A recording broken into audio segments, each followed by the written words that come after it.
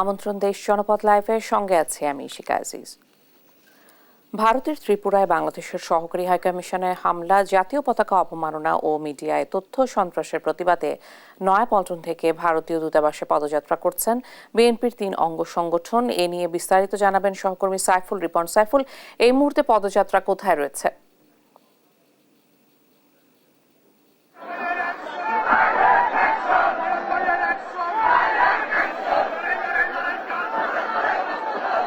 সংক্ষিপ্ত সমাবেশে উপস্থিত হয়েছেন বাংলাদেশ জাতীয়তাবাদী স্বেচ্ছাসেবক দল কেন্দ্রীয় কমিটির বিপ্লবী সিনিয়র সহসভাপতি জনাব ইয়াসিন আলী, বিপ্লবী সাংগঠনিক সম্পাদক জনাব নাজমুল হাসান।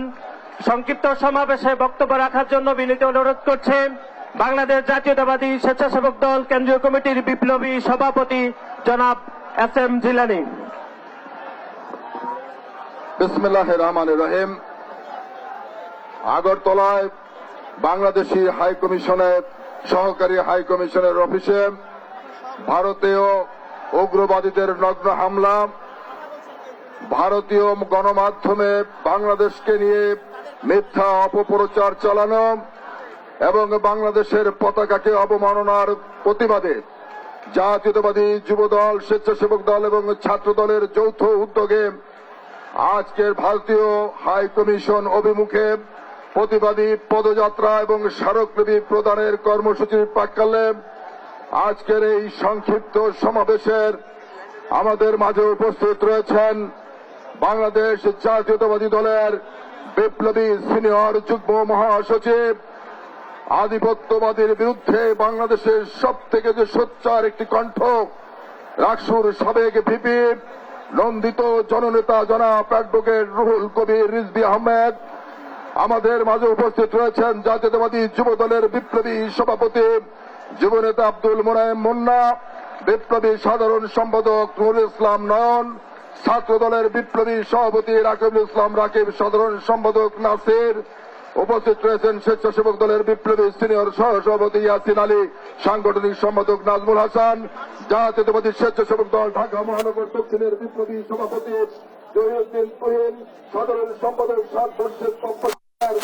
দলের বিপ্লবী সভাপতি শেখ ফরিদ হোসেন, সাধারণ সম্পাদক মহাসিন সিদ্দিকী রনি সহ জাতীয় যুব দল, স্বেচ্ছাসেবক দল, ছাত্র দলের আজকের সমাবেশের আগত সদস্যবৃন্দ সকলকে আমার ব্যক্তিগত পক্ষ থেকে জাতীয়তাবাদী স্বেচ্ছাসেবক দলের পক্ষ থেকে জানাচ্ছি শুভেচ্ছা এবং বিপ্লবী অভিনন্দন।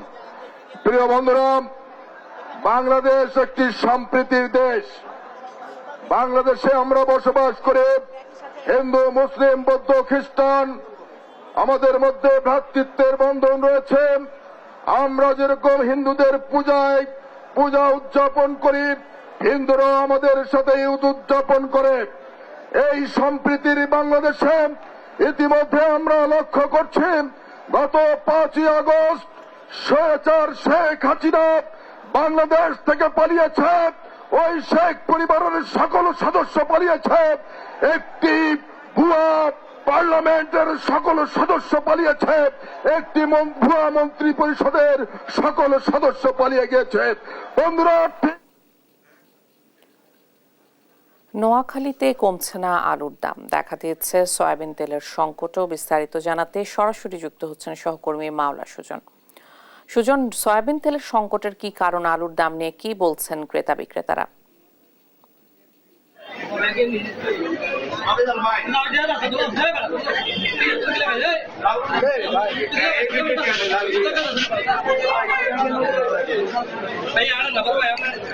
ইশিকা, আমি এখন দাঁড়িয়ে আছি নোয়াখালী পৌর বাজারে। তারপরে সকাল থেকে এই বাজারের ঘুরে যে চিত্রটি আমি দেখতে পেয়েছি, আসলে এখানে যে বেশ গত 1 সপ্তাহেরও বেশি সময় ধরে আলুর বাজারে একটি অস্থিরতা বিরাজ করছে।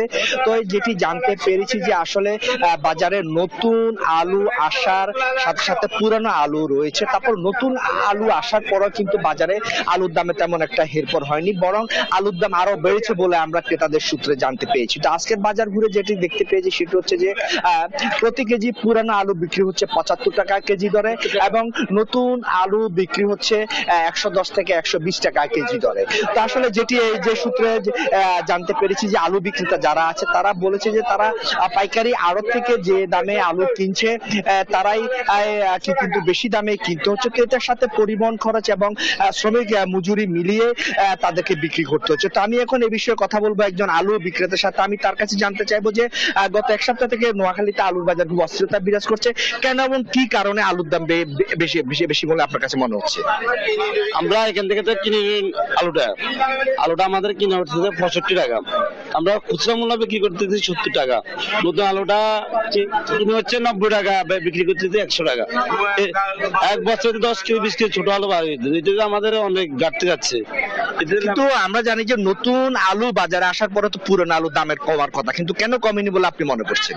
নতুন আলুটা যখন চাপ দিয়ে বাইরে দিচ্ছে না, বাইরে এলে না নতুন আলুটা বাইরে এলে তার আলুটার দামটা কম, নতুন আলুটা বাইরে দিচ্ছে না। ধন্যবাদ আপনাকে। যেমনটি বলছিলেন এই বিক্রেতা, আসলে যে নতুন আলু বাজারে এলেও কিন্তু পর্যাপ্ত পরিমাণে সরবরাহ নেই, এর কারণে আলুর দামের উপরে একটি প্রভাব পড়ছে। তো আমি একজন ক্রেতার সাথে এই বিষয়ে কথা বলবো যে আপনার কাছে বাজার আলুর দাম কি বেশি মনে হচ্ছে, কেমন মনে হচ্ছে আপনার কাছে? আলুর দাম কত করে রাখছে? আমার তো আগেও যেরকম রেট ছিল এখন রেট তো তেমন কমতেছে না, আলুর দাম তো কমে না, এখন তো সিজন, এখন তো কমার কথা, কিন্তু দাম কমতেছে না, আমরা সবাই হতাশার ভিতরে আছি। প্রশাসনের কাছে আলুর বাজার মনিটরিং ব্যাপারে কোনো দাবি আছে কিনা? আমাদের মনে হয় যারা ব্যবসায়ীরা যারা একটু মানে ওই হিসাবে দামটা কমায় নিয়ে আসতে পারে তাহলে আমাদের জন্য একটু সুবিধা, আমাদের মধ্যবিত্ত যারা ঘরের শ্রেণীর লোক তার জন্য একটু সুবিধা। আমরা খুব হিমশিম খেয়ে আছি বাজারে।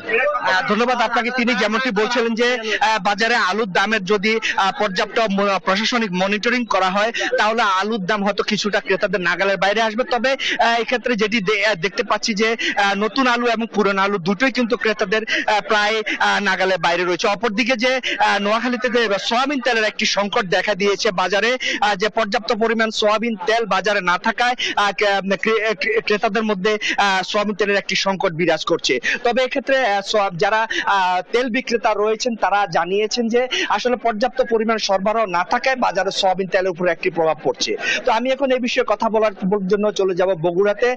সেখানে রয়েছেন আমাদের সহকর্মী সঞ্জু রায়। সঞ্জু, আপনি বগুড়ার সর্বশেষ পরিস্থিতি আমাদেরকে জানাবেন। সুজন, ধন্যবাদ আপনাকে। ষড়ঋতুর এই বাংলাদেশে এখন চলছে শীতকাল। প্রকৃতি আমাদের দুই হাত উজাড় করে দিলেও মুনাফাখোর ব্যবসায়ী এবং তাদের সিন্ডিকেটের কারণে কিন্তু সারা বছরই বলা যায় কম বেশি অস্থির থাকে বাজার। এবং উত্তরের প্রাণকেন্দ্র হওয়ায় বগুড়ার উপরে কিন্তু শুধু বগুড়ার 12টি উপজেলা নয়, আশেপাশের কয়েক জেলার মানুষ কিন্তু বিভিন্ন পণ্যের জন্য নির্ভরশীল। বগুড়ার বাজারে এখন একদিকে যেমন চালের মৌসুমের শেষ দিকে এবং নতুন মৌসুমের শুরুতে চালের বাজারেও আমরা দেখছি অস্থিরতা। প্রতি কেজি চালে কিন্তু আজকেও 3 থেকে 4 টাকা কেজিতে কিন্তু চালের দাম বেড়েছে। 28 চাল, যে 28 চাল এখন গিয়ে ঠেকেছে 68 টাকা, কাটারি বিক্রি হচ্ছে 72 থেকে 75 টাকা কেজিতে। অন্যদিকে বাজারে হঠাৎ করে কৃত্রিম সংকট তৈরি হয়েছে ভোজ্য তেলের প্যাকেটে। বাজারে কিন্তু গেল কয়েকদিন থেকেই মিলছে না তেলের কোনো প্যাকেট, কোনো ব্র্যান্ডের কিন্তু প্যাকেট জাত তেল কিংবা বোতলজাত তেল কিন্তু বাজারে নেই। এই জন্য চাপ পড়েছে কিন্তু খোলা সয়াবিন তেলের ওপরে। বাজারে কিন্তু এখন সাধারণ মানুষ নির্ভর করছে এই খোলা তেলগুলোর উপরে। বাজারে বিক্রি হচ্ছে 170 থেকে 175 টাকা লিটারে এবং সরিষার তেলের লিটার ঠেকেছে 180 টাকা কেজিতে। বাজারে আমরা অনেকগুলো দোকানেই খোঁজ নিয়েছি, কোনো দোকানেই কিন্তু আমরা প্যাকেটজাত এবং বোতলজাত সয়াবিন তেল কিন্তু আমরা পাইনি। এবং এই সংকট কিন্তু চলছে কয়েকদিন থেকেই। তারা যেটি বলছে যে তারা নিজেরাই মাল পাচ্ছে না, তাহলে তারা ক্রেতাদের কাছে বিক্রি করবে কিভাবে? আসলে ইশিকা, আমি যদি শীতকালীন সবজির বাজারেরও একটু খবর আপনাকে দিই, বগুড়া থেকেই কিন্তু সবজি উৎপাদনের শীর্ষের একটা জেলা এবং এই জেলা থেকেই রাজধানী ঢাকা সহ দেশের বিভিন্ন জেলায় কিন্তু সবজি যায়। এবং এবারের মৌসুমে আলুর বাজার কিন্তু শুরু থেকেই ছিল বেশ চড়া। বগুড়ার খুচরা বাজারে আলুর দাম ঠেকেছে এখন 80 টাকা কেজিতে। এবং আলুর যে বাজারের অস্থিরতা এবার কিন্তু শুরু থেকেই ছিল। এবং আলু যারা মজুত করেছিল, আলু যারা সিন্ডিকেট করেছিল, তারা কিন্তু এবার দ্বিগুণেরও বেশি লাভ করেছে। এবং শীতকালীন সবজির যে বাজারে কিন্তু শীতকালীন সবজির এখন পর্যাপ্ত আমদানি রয়েছে। তবে ব্যবসায়ীদের একটি অভিযোগ, যেহেতু বগুড়া থেকে রাজধানী ঢাকা সহ বিভিন্ন জেলায় সবজি পৌঁছানো হয়, যেই কারণে অন্যান্য জেলার চাহিদা পূরণ করতে করতে গিয়ে এই বগুড়ার যে লাখো মানুষের যে চাহিদা, সেখানে গিয়ে তারা পণ্যের সংকটে পড়ে যায়, যে কারণে সবজি উৎপাদনের শীর্ষ একটি জেলা হওয়া সত্ত্বেও এই জেলায় কিন্তু বর্তমানে শীতকালীন সবজির দামও বেশ চড়া। বাজারের এই ঊর্ধ্বমুখী যে দাম, সেই দাম নিয়েই কিন্তু রয়েছে ক্রেতাদের মাঝে নানা অসন্তোষ, এবং বিক্রেতারাও পর্যাপ্ত পণ্য না পাওয়ার কারণে তারাও কিন্তু আসলে স্বস্তির সাথে বেচা কেনাও করতে পারছে না। বগুড়ার রাজাবাজার থেকে ভোজ্য তেলের সংকট সহ চাল এবং আলুর বাজারের যে ঊর্ধ্বমুখী দাম দর, তা নিয়ে আজকে আমার কাছে এটি ছিল সর্বশেষ। সঞ্জু, অনেক ধন্যবাদ আপনাকে। বগুড়া এবং নোয়াখালীতে আলুর দাম এবং সেই সঙ্গে সয়াবিন তেলের সংকট নিয়ে বিস্তারিত জানছিলাম সহকর্মীদের কাছে। যশোরে গেল সপ্তাহের চেয়ে কেজি প্রতি 10 থেকে 20 টাকা কমেছে শাকসবজির দাম। বিস্তারিত জানাতে সরাসরি যুক্ত হচ্ছেন সহকর্মী সালাউদ্দিন সাগর। সাগর, দাম কমায় কিছুটা স্বস্তি ফিরেছে কিনা জনমনে? ধন্যবাদ ইশিকা। আপনি যেমনটা বলছিলেন, আসলে যশোরের শীত বাড়ার সাথে সাথে শীতকালীন সবজির যে সরবরাহ সেটা কিন্তু যশোরে বেড়েছে। আপনাকে একটু জানিয়ে রাখি যে আসলে যশোরের সবজির জন্য খ্যাত কিন্তু যশোরের 7 মাইলকে বলা হয়। এখানে শীতকালীন সবজির চাষ হয়। তো আমরা চাষিদের সাথে কথা বলে যেটা জানতে পেরেছি যে আসলে এবার অতিবৃষ্টির কারণে কিন্তু শীতকালীন সবজি বাজারে আসতে একটু দেরি হওয়ার ফলে কিন্তু এখনো দাম নিয়ন্ত্রণে আসছে না। সে কারণে কিন্তু আসলে বাজারে সবজির সরবরাহ এখন একটু দেরিতে বাড়লেও সবজির দাম কিন্তু সে অনুপাতে কমেনি। আজকে বাজার দরটি যদি একটু জানিয়ে রাখি, আজকে ফুলকপি কিন্তু যশোরের বাজারে বিক্রি হচ্ছে প্রতি পিস 40 থেকে 50 টাকা করে কেজি, শিম বিক্রি হচ্ছে 60 টাকা করে কেজি, বাঁধাকপি বিক্রি হচ্ছে 60 থেকে 70 টাকা করে কেজি, ঢেঁড়স কিন্তু 70 টাকা করে বিক্রি হচ্ছে, টমেটো বিক্রি হচ্ছে 120 টাকা করে কেজি, ধনিয়া বিক্রি হচ্ছে 200 টাকা করে কেজি, মিষ্টি কুমড়া বিক্রি হচ্ছে 50 থেকে 60 টাকা করে কেজি, বেগুন বিক্রি হচ্ছে 60 টাকা করে কেজি, উচ্ছে বিক্রি হচ্ছে 80 থেকে 100 টাকা করে কেজি। আর আলুর যে ব্যাপারটি রয়েছে, আলু বিক্রি হচ্ছে 80 থেকে 100 টাকা পর্যন্ত কেজি। বা নতুন আলু যেগুলো রয়েছে সেগুলো আমরা খবর নিয়ে জানতে পেরেছি এটা সর্বোচ্চ 5 টাকা কমেছে, মাত্র 75 টাকা কেজি। তবে আমরা কিছু কিছু জায়গায় লক্ষ্য করেছি যে অনেকটা জায়গায় মাইক্রোফোন দেখলে দাম কমে যাচ্ছে, মানে ব্যবসায়ীরা অনেকটা ইচ্ছাকৃতভাবে দাম বাড়াচ্ছে, এমন অভিযোগও কিন্তু আমরা পেয়েছি। আবার সয়াবিন তেলের বাজার থেকে হঠাৎ করে উধাও হয়ে যাওয়াতে ক্রেতা সাধারণ এক প্রকার একটি বিড়ম্বনার ভিতরে পড়েছেন। আমরা যদি দোকানের সাথে একটু কথা বলে জানতে চাই যে ভাই, আসলে সয়াবিন তেল কবে থেকে পাওয়া যাচ্ছে না, আর সয়াবিন তেল না পাওয়ার কারণ কি? সয়াবিন তেল তো পাওয়া যাচ্ছে না অনেকদিন থেকে। সয়াবিন তেলের দাম বাড়াতে তেলগুলো আসলে পাওয়া যাচ্ছে না। আচ্ছা, আপনারা পাচ্ছেন না, তাহলে ভোক্তা সাধারণ কিভাবে এই পাচ্ছে, কোথা থেকে ম্যানেজ করছে? ওই খোলা তেল বিক্রি করা হচ্ছে, তাই ছাড়া আর কি করবো। আচ্ছা, আরেকটা বিষয় বলবেন ভাই, যে আপনার এখানে শীতকালীন সবজির সরবরাহ আছে কিন্তু দাম বেশি, এটার কারণ কি? বৃষ্টির কারণে সবজি নষ্ট হয়ে গেছে, এই কারণে আর কি দাম বাড়িয়েছে। ইশিকা, আপনি শুনছিলেন যে আসলে বৃষ্টির কারণে কিন্তু এবার মাঠে সবজি উঠতে দেরি হওয়ার ফলে কিন্তু দাম বেড়েছে, এমনটাই কিন্তু আমাদেরকে ব্যবসায়ীরা জানিয়েছেন। তো এই ছিল আমার কাছে যশোরের সবজি বাজারের সর্বশেষ। ইশিকা। সাগর, অনেক ধন্যবাদ আপনাকে। যশোরের সবজি বাজারের সবশেষ তথ্য জানছিলাম সহকর্মীর কাছে। ভারতের ত্রিপুরায় বাংলাদেশের সহকারী হাইকমিশনে হামলা, জাতীয় পতাকা অপমাননা, মিডিয়ায় তথ্য সন্ত্রাসের প্রতিবাদে নয়াপল্টন থেকে ভারতীয় দূতাবাসে পদযাত্রা করছে বিএনপির 3 অঙ্গ সংগঠন। বক্তব্য রাখছেন বিএনপির সিনিয়র যুগ্ম মহাসচিব রুহুল কবির রিজভী। সরাসরি যাচ্ছে সেখানে। চট্টগ্রামকে ভারতের অংশ বলে দাবি করবে বলেছে, এই পরিমাণ তাদের উদ্ধত্ত গেছে। তো আমরা আমাদের মিলিত শক্তি, তারুণ্যের শক্তি নিয়ে আমরা এটাই বলবো যে ঠিক আছে, তোমরা যদি চট্টগ্রাম দাবি করবে কি কারণে, তোমরা যদি ওইটা দাবি করতে পারো তাহলে আমরাও দাবি করব আমাদের নবাব সিরাজউদ্দৌলার বাংলা, বিহার, উড়িষ্যা ফেরত দাও আমাদেরকে ওইটা ফেরত দিতে হবে। আমরা ওইটার জন্য দাবি করছি। এই সমস্ত ফাঁপা এবং ফাঁকা আওয়াজ দিয়ে কিছু হবে না। আমরা একেবারে নিরালম্ব নই, অবলম্বনহীন নই। আমরা বাংলাদেশের মানুষ, আমরাও সর্বোচ্চ প্রযুক্তি ব্যবহার করতে জানি। আমরা আমাদের দেশকে রক্ষা করার জন্য আকাশ, পাতাল, ভূমি, পানি, প্রত্যেকটি জায়গায় আমাদের যে শক্তি, আমাদের যে সশস্ত্র বাহিনীর, আইনসঙ্গত বাহিনীর যে শক্তি, সে শক্তিও কিন্তু কম নই। 18 কোটি দেশের মানুষ, বন্ধুরা আমার, আমরা প্রত্যেকটি দিক থেকে আমরা এই দিল্লির আগ্রাসনকে প্রতিহত করতে আমরা প্রত্যেকেই প্রস্তুত রয়েছি। বন্ধুরা আমার, আমি বক্তব্য শেষ করছি। আমি আবারও জাতীয়তাবাদী যুব দল, স্বেচ্ছাসেবক দল, ছাত্র দল সব ভাইদেরকে অনুরোধ করব, আমরা হলাম শান্তির পক্ষে, আমরাই হলাম প্রকৃত ধর্মনিরপেক্ষ। আমার ডান দিকে অপু, আমার বাম দিকে অপর্ণা, আমাদের আরেক দিকে নিপুণ রায় চৌধুরী, আমাদের আরেক দিকে রমেশ দত্ত, এদেরকে নিয়েই আমরা কাঁধে কাঁধ মিলিয়ে আমরা মিছিল করি, আমরা জনসভা করি, আমরা আড্ডা মারি। এই কুষ্টিয়ায় চালের দামের ঊর্ধ্বগতি বিস্তারিত জানাতে সরাসরি যুক্ত হচ্ছেন সহকর্মী নাহিদ হাসান তিতাস। তিতাস, এখনো চালের দাম না কমার কারণ কি, আর ক্রেতাদের প্রতিক্রিয়া কি? ইশিকা, আসলে আপনি জানেন যে আমনের ভরা মৌসুম চলছে, মাঠে মাঠে ধান কাটা শুরু হয়েছে এবং নতুন ধানের চালও কিন্তু বাজারে উঠতে শুরু করেছে। তারপরেও কিন্তু কোনো স্বস্তি ফিরছে না বাজারে। এদিকে চালের দাম নিয়ন্ত্রণে সরকার যে ভারত থেকে চাল আমদানির সিদ্ধান্ত নিয়েছিল, সেই আমদানিকৃত চালও কিন্তু বাজারে এসেছে, তারপরেও কিন্তু স্বস্তি মিলছে না। আপনি জানেন এখন আমনের ভরা মৌসুম, কৃষকেরা ব্যস্ত সময় পার করছে, মাঠে মাঠে ধান কাটা, ধান মাড়াই নিয়ে ব্যস্ত সময় পার করছে। এর পরেও কিন্তু কোনোভাবেই এই চালের যে দাম সেটা নিয়ন্ত্রণ করা যাচ্ছে না। আমরা বাজারগুলোতে দেখেছি ভারতীয় যে আমদানিকৃত চাল সেগুলোও কিন্তু উঠেছে, কিন্তু সেই দামও কিন্তু বেশি, তার কারণে কোনোভাবেই দাম কমছে না। এ বিষয়ে আমরা কৃষকদের সাথে কথা বলেছি। কৃষকরা যেটি বলছে যে তাদের ধান কাটা প্রায় শেষ এবং তারা ধান বিক্রিও করে দিয়েছে এবং তাদের ধানের কিন্তু চাল বাজারে উঠেছে, তারপরেও কোনোভাবেই চালের দাম কমছে না। এ বিষয়ে আমি খুচরা বিক্রেতাদের সাথে কথা বলেছি। খুচরা বিক্রেতাদের যেটি দাবি যে আসলে এখানে নতুন যে ধানের দাম সেটির দামও বেশি, তার কারণে কিন্তু চালের দাম কোনোভাবে কমানো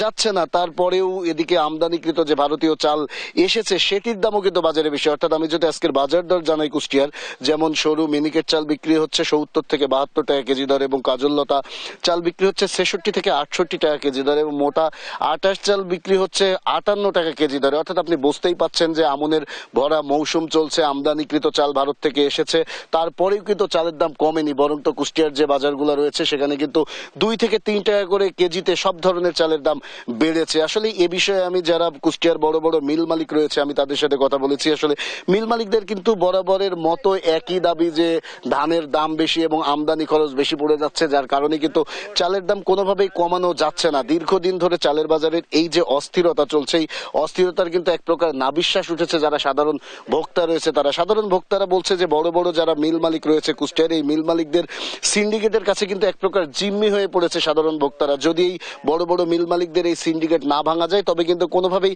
চালের দাম নিয়ন্ত্রণ হবে না। আর আমরা যেটা দেখেছি আসলে বাজারে দীর্ঘদিন ধরে এই যে বাংলাদেশের অন্যতম সরু চালের মোকাম কুষ্টিয়ার খাজানগরে কিন্তু কারণে অকারণে যে কোনো অজুহাতেই চালের দাম দীর্ঘদিন ধরে বাড়ছে। আসলে কুষ্টিয়ার যে মোকাম রয়েছে সেখানে কিন্তু চালের দাম বৃদ্ধিটি একটি নিত্য দিনের ব্যাপার হয়ে দাঁড়িয়েছে। এদিকে আমি যারা খাদ্য বিভাগের কর্মকর্তা রয়েছে আমি তাদের সাথে কথা বলেছি। খাদ্য বিভাগের কর্মকর্তারা কিন্তু দায়সারা ভাব, তারা যেটি বলছে যে তারা মিলগুলোতে যাচ্ছেন এবং দেখছেন যদি উৎপাদনের চেয়ে খরচের চেয়ে যদি বেশি দামে বাজারে চাল বেচছেন তাহলে কিন্তু তারা অভিযান করছেন এবং জরিমানার আওতায় আনছেন। তবে আমরা দীর্ঘদিন ধরে এই যে চালের বাজারের যে অস্বস্তি, সেই অস্বস্তি কিন্তু কোনোভাবেই কাটছে না। চাল আমদানি করার সিদ্ধান্ত নিয়েছে সরকার, নতুন ধান উঠছে মাঠ থেকে, তারপরেও কিন্তু চালের দাম কমছে না। অর্থাৎ কমা তো দূরের কথা, পক্ষান্তরে কিন্তু ১-২ টাকা করে বাজারে চালের দাম বেড়েই গেছে। আপনাকে একটু জানিয়ে রাখতে চাই যে ইশিকা, বাংলাদেশের অন্যতম সরু চালের মোকাম কিন্তু কুষ্টিয়ার খাজানগর। এই কুষ্টিয়ার খাজানগরের ৪০০ থেকে ৪৫০ চাল কল রয়েছে। এই চাল কলগুলো থেকে কিন্তু প্রতিদিন ৬০০ টাকা চাল দেশের বিভিন্ন জেলায় চলে যায়। তাই যদি কুষ্টিয়ার বাজারগুলোতে চালের দাম না কমে তাহলে কিন্তু দেশের বিভিন্ন জেলায় চালের দাম কমার কোনো সম্ভাবনা নেই। তাই যারা সাধারণ ভোক্তা রয়েছেন তারা বলছেন যে যে কোনো মূল্যে এই বড় বড় মিল মালিকদের সিন্ডিকেট নিয়ন্ত্রণের মাধ্যমে কিন্তু চালের বাজার নিয়ন্ত্রণের কথা বলছেন তারা। এই ছিল কুষ্টিয়ার বাজার থেকে আমার কাছে সর্বশেষ খবর। ইশিকা। তিতাস, অনেক ধন্যবাদ আপনাকে। কুষ্টিয়ার চালের বাজার নিয়ে বিস্তারিত জানছিলাম সহকর্মীর কাছে। বিচারকের স্বাক্ষর জাল করে প্রায় ৩৩ কোটি টাকা হাতিয়ে নিয়েছে একটি চক্র। এই ঘটনায় ২১ জনের বিরুদ্ধে মামলা হয়েছে। বিস্তারিত জানাতে সরাসরি যুক্ত হচ্ছেন সহকর্মী আব্দুল আলিম। আলিম, কাউকে কি এখন পর্যন্ত গ্রেপ্তার করা হয়েছে?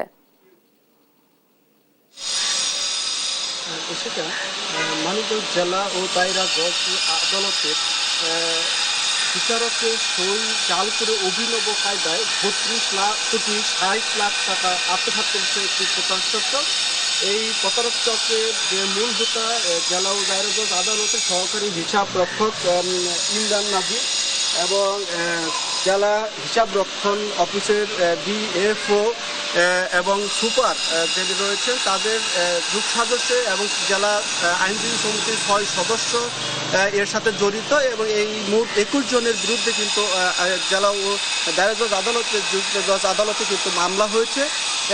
এই যে অভিনব কায়দায় এই যে সই জাল করে যে 32,60,00,000 টাকা আত্মসাৎ করেছে, এর যে মামলা হয়েছে, মামলাটি দুর্নীতি দমন কমিশনে পাঠানো হয়েছে এবং দুর্নীতি দমন কমিশন সেটি তদন্ত করছেন বলে আমরা জানতে পেরেছি। তো আর যেটি জানতে পেরেছি যে এই প্রিএমশন, এনআই অ্যাক্ট এবং পারিবারিক আদালতের যে মামলাগুলো রয়েছে সেই মামলার যে অর্থ, জনগণের অর্থ, যে সেটি জেলা দায়রা জজ আদালতের মাধ্যমে নিষ্পত্তি হয় এবং সেই টাকাগুলো এই অভিনব কায়দায় বিভিন্ন ভুয়া ভাউচারের মাধ্যমে এই টাকাগুলো উত্তোলন করে আত্মসাৎ করে এই প্রতারক চক্রটি।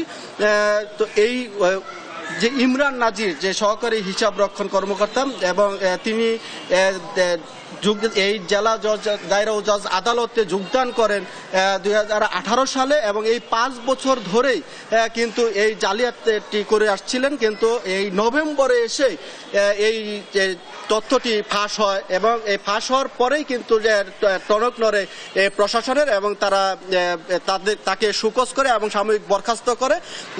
এই তথ্য ফাঁস হওয়ার পরেই কিন্তু ইমরান নাজির, যে মূল হোতা এই জালিয়াত চক্রের, তিনি কিন্তু দুবাইতে পাড়ি জমিয়েছেন জানিয়েছেন। এবং আমরা যেটি জানতে পেরেছি যে এই ইমরান নাজিরের যে স্ত্রী, শালা, শ্যালক সহ এবং 6 যে আইনজীবী রয়েছে, তাদের মোট 21 জনের অ্যাকাউন্টের মাধ্যমে এই টাকাগুলো তারা উত্তোলন করে আত্মসাৎ করে।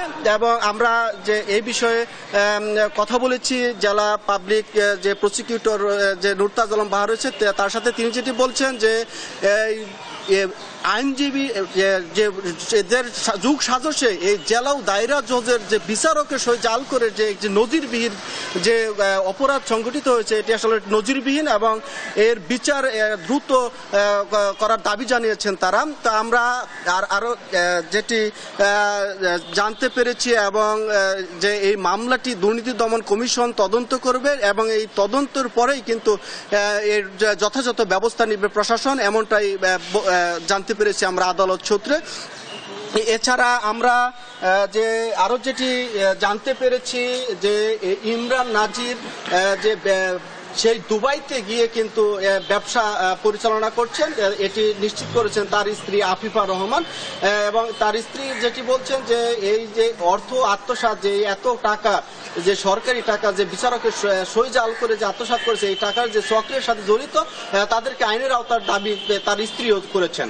তো এই ছিল আমার কাছে মানিকগঞ্জ জেলা ও দায়রা জজ আদালত প্রাঙ্গণ থেকে যে প্রায় 33 কোটি টাকা আত্মসাতের যে ঘটনা ঘটেছে তার বিস্তারিত।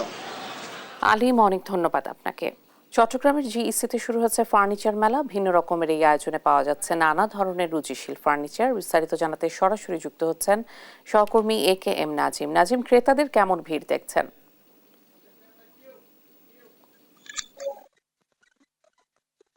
চট্টগ্রামে যে ফার্নিচার মেলা সেটি কিন্তু চলছে চট্টগ্রাম নগরের জিইসির মোড় এলাকার একটি এলাকায় কিন্তু ফার্নিচার মেলা হচ্ছে। সেই ফার্নিচার মেলায় কিন্তু মূলত দেশীয় যেসব ফার্নিচার রয়েছে সেসব ফার্নিচারের কিন্তু জমজমার একটি মেলা চলছে।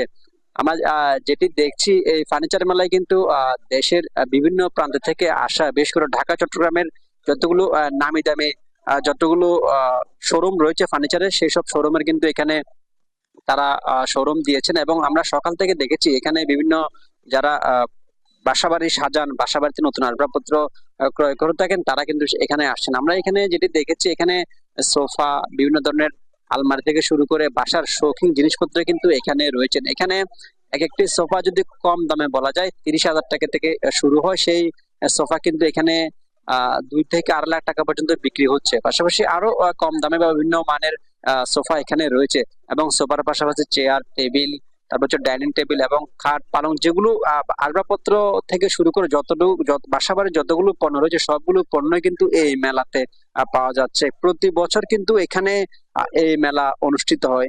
এখানে নগরের পাশাপাশি কিন্তু আশপাশের জেলা উপজেলা থেকে কিন্তু সাধারণ যারা মানুষ রয়েছেন তারা কিন্তু আসছেন, কারণ প্রতি বছর এখানকার মানুষরা কিন্তু বাসাবাড়ির আসবাবপত্র গুলো নতুন করে সাজান, নতুন চেষ্টা করেন যে বিভিন্ন ধরনের যে আসবাবপত্র রয়েছে সবগুলো কিন্তু নতুন আঙ্গিকে দেওয়ার জন্য। সেই জন্য মূলত এই মেলায় মানুষ আসছেন। সকাল থেকে রাত 9টা পর্যন্ত কিন্তু এই মেলা চলতে থাকে। এতে করে নগরের আসলে সব শ্রেণী পেশার মানুষ কিন্তু মেলাতে আসতে থাকে এবং মেলাতে যাদের যা পছন্দের যেসব আসবাবপত্র রয়েছে সবগুলো আসবাবপত্র কিন্তু ক্রয় করে থাকেন। এখানে আমরা যেটি কথা বলে জেনেছি, এখানে সবচাইতে বেশি ফার্নিচার রয়েছে কিন্তু গাছের এবং অন্যান্য যেসব ইয়া দিয়ে বানানো অটোবি থেকে শুরু করে আরো যেসব কাঠ জাতীয় পণ্য দিয়ে বানানো সেসব পণ্যগুলো কিন্তু এই মেলাতে পাওয়া যাচ্ছে। দেখছেন এখানকার বিভিন্ন ধরনের শোপিস থেকে শুরু করে ঘরের বাইরের এবং ড্রয়িং রুমে যতগুলো আসবাবপত্র রয়েছে সবগুলো আসবাবপত্র কিন্তু এই মেলাতে পাওয়া যাচ্ছে। তো এই মেলা চলবে কিন্তু আগামী 2 দিন পর্যন্ত এই মেলা চলবে। চট্টগ্রামে এবার সহ 14তম কিন্তু এই ফার্নিচার মেলা চলছে। ফার্নিচার মেলা থেকে এই ছিল আমার কাছে সর্বশেষ। নাজিম, ধন্যবাদ আপনাকে। এই মুহূর্তে বিএনপির যুবদল মিছিলে সরাসরি চলে যাচ্ছে।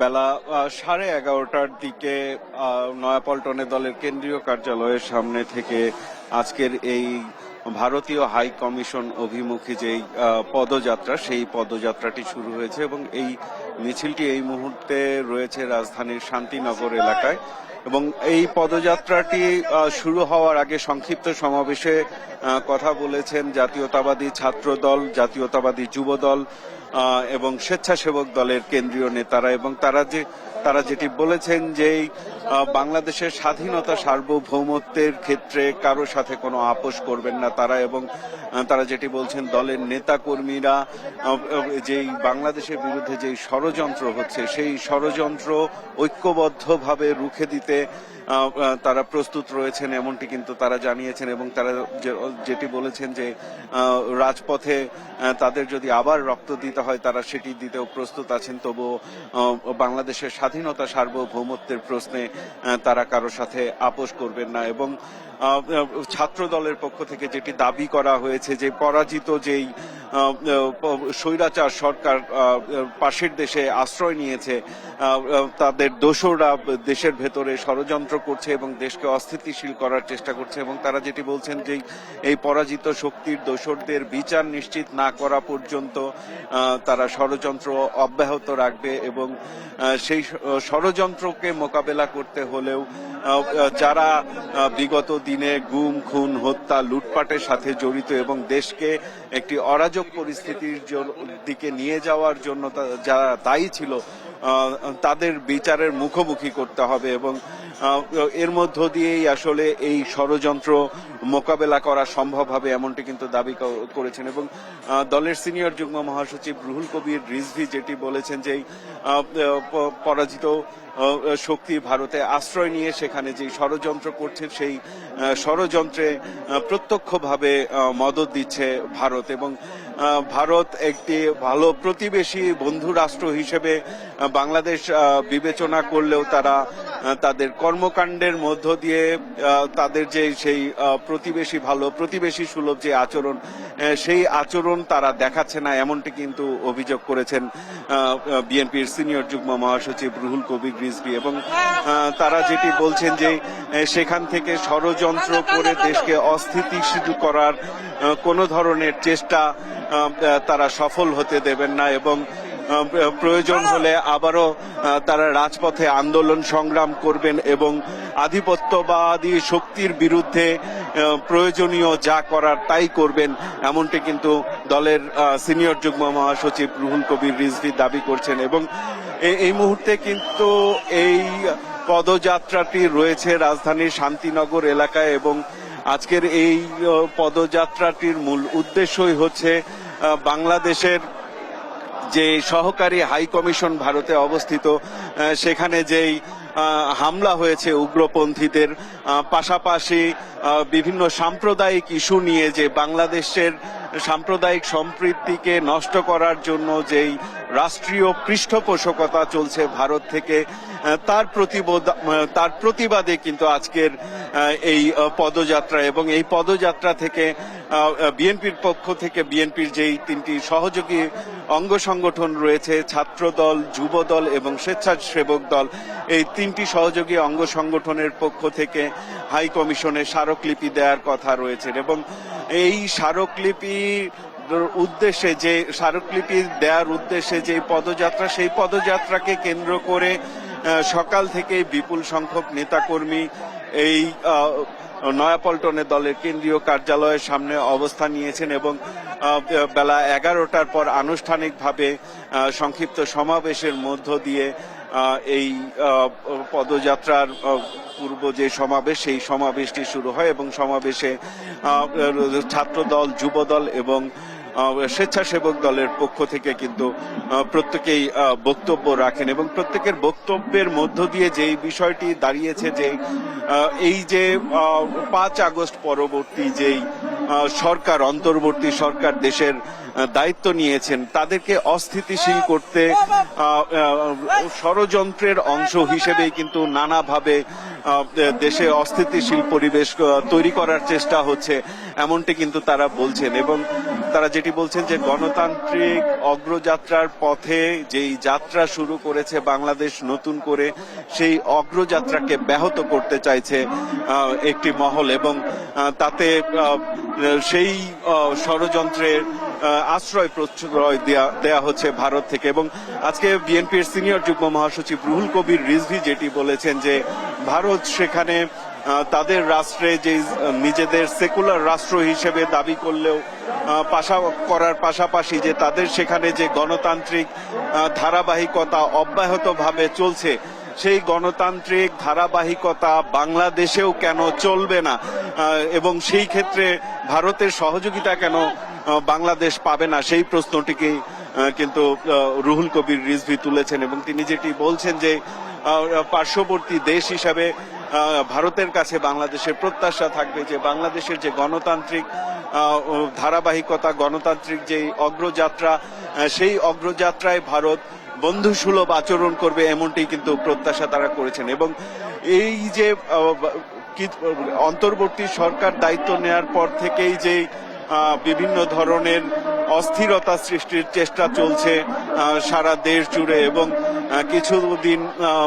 কিছুদিন পর নানা ইস্যুতে সামনে আসছে নানা ধরনের অস্থিরতা, সেই অস্থিরতার জন্য কিন্তু এই পরাজিত যেই দেশ ছেড়ে পালিয়ে যাওয়া শেখ হাসিনা সরকারের যারা দোসর রয়েছেন, সেই দোসরদের দোষারোপের পাশাপাশি কিন্তু বিএনপি থেকে দাবি করা হচ্ছে যে এই ভারতের প্রত্যক্ষ মদদে এই সাম্প্রদায়িক ইস্যু সহ বিভিন্ন ধরনের অস্থিরতা তৈরির জন্য এক এক ইস্যুকে সামনে এনে দেশকে অস্থির করার চেষ্টা করছে। এবং যে কোনো উপায়ে গণতন্ত্র প্রতিষ্ঠা না হওয়া পর্যন্ত যেই নেতাকর্মীরা তারা এই রাজপথে থেকে তাদের আন্দোলন সংগ্রাম চালিয়ে যাওয়ার পাশাপাশি গণতন্ত্র প্রতিষ্ঠার পাশাপাশি দেশের স্বাধীনতা সার্বভৌমত্ব রক্ষার জন্য তারা যে কোনো ত্যাগ স্বীকার করতে রাজি আছেন, এমনটি কিন্তু দাবি করছেন এখানকার আজকের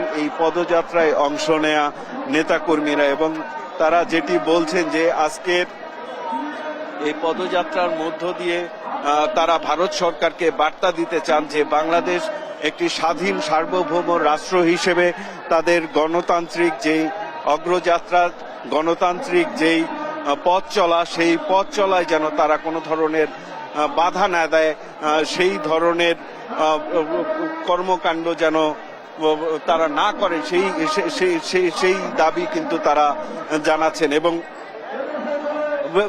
এই বিএনপির যে তিনটি সহযোগী অঙ্গ সংগঠন, এই সহযোগী অঙ্গ সংগঠনগুলো যেটি দাবি করছেন যে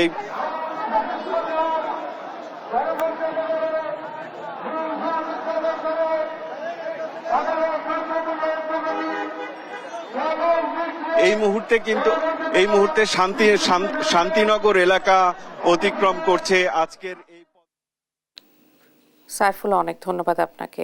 বিএনপির 3 অঙ্গ সংগঠনের পদযাত্রা নিয়ে বিস্তারিত জানছিলাম সহকর্মীর কাছে।